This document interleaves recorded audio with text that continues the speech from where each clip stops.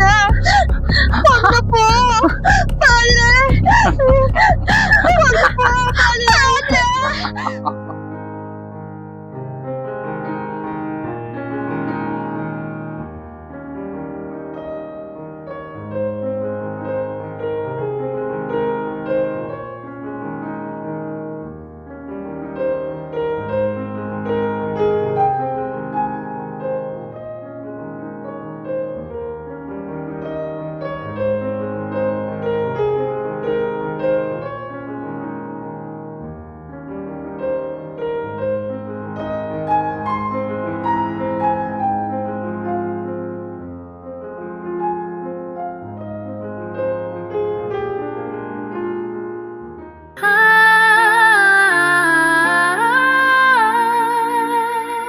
Sa hangin ng kahapon, may kwento ang bayan ko.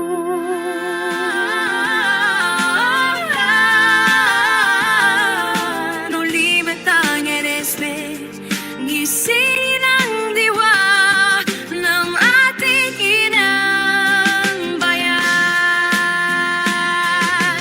At sa bawat pahira, nagaglap ng kasaysayan, may tinig ni Rizal, gumising kabataan.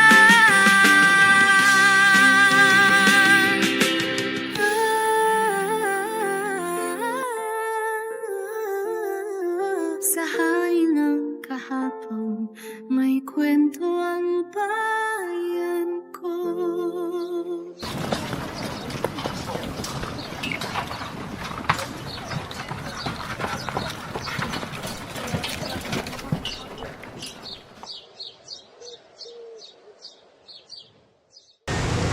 Kamusta na kayo si Crisostomo, Tia? Ramdam ko ang iyong pagkasabi. Ngunit alam ko rin na si Crisostomo ay sabi ka na rin nakita. Buenos dias! Buenos dias, Papa. Ano sila o kalungkot at ang aking umikaiha? Hay, alam mo na Timo, mga dalaga. Tia! Naisip mo na naman ba si Ibarra? Ilang taon na rin kasi Papa na hindi ko siya nakikita. Naiintindihan kita, anak. Kaya't kung gano'n, ihanda mo ng iyong sarili para sa piling mamayang gabi. Talaga, Papa? Anong may biging ng magaganap? Sapagkat sasalubungin at pagdiriwang natin ang pagdating ng Pinoy at Crisostomo. Tengo muchas ganas de besar y ver a mi novio. Prima, ihanda niyo si Maria. Doon niyo na lamang siya bihisal sa Beaterio. At sabay na rin kayong tumungo rito. Proximo po.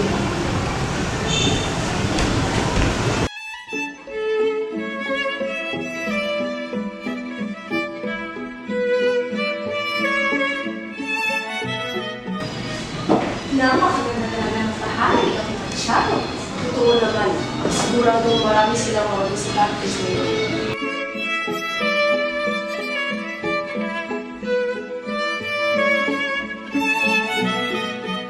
For ehemplo, naglingkod ako sa bayan ng San Diego sa loob ng 20 taon para lamang baliwanain ng hindi.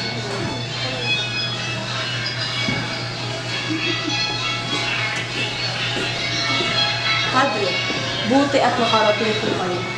Probablemente, nasaan ang aking inaanak? Maya-maya ay darating.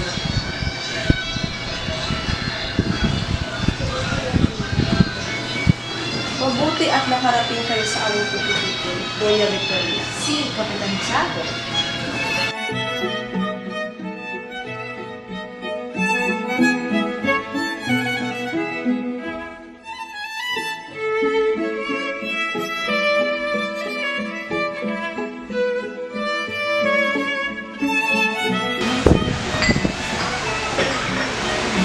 Disculpen, visitantes. Aking ipinapakilala sa inyo ang anak ng Ligong Rafael, si Crisostomo Ibarra. Buenas noches, visitantes. Buenas noches, señorito. Sadyang aking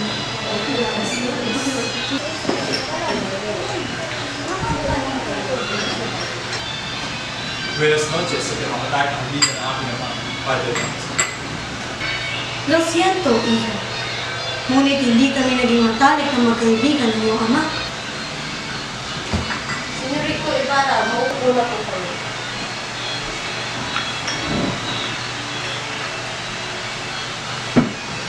Abay, ilabas na ang nilutong tinola. Bien.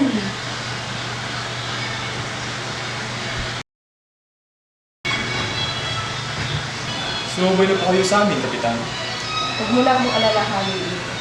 Naku, si Ibarra lang nakaisip na anyayahan si Kapitan Tiago.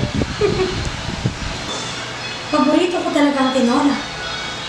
Ngunit ang pinakaayaw ko dito ay ang partena. Senyorito Ibarra, kumusta naman ang iyong pag-aaral sa Europe? At ano naman ang iyong mga natutunan doon? Sa Europa? Yan ba ang aral na natutunan mo sa Europa? Ang maging orgulyoso? Paumanhin, Padre. Ngunit hindi po ako nagmamataas. Ang nais ko lamang ang ibahagi. Mga natutunan mo sa Europa, hindi ba? Sapagkat Brusco! Masagot-sagot ka pa. Senyorito, maupo po muna kayo. Los yes arrogante. Sino respeta tu propia personalidad? muna na po ako sapagkat ako magbibigpit pa ng aking mga gamit. Senyorito, hintayin mo na lamang si Maria Clara. Padalaman ko na lang sa bukas, Kapitan. Nakita nyo na? El joven para siya modesto. Ano po ako sa inyo?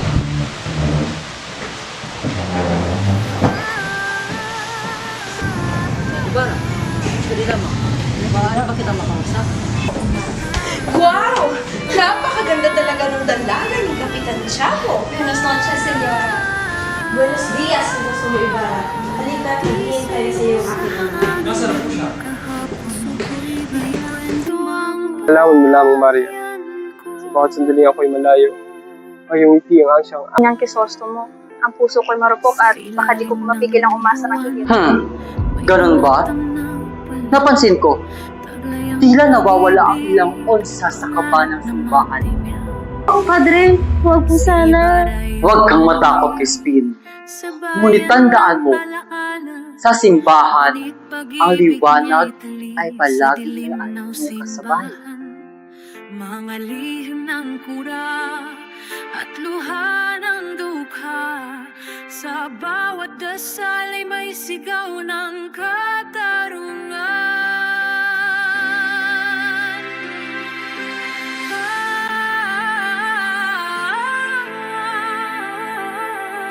Sa lilim ng bayan ko, may pag-ibig na di natapos, may sugat na di naglaho.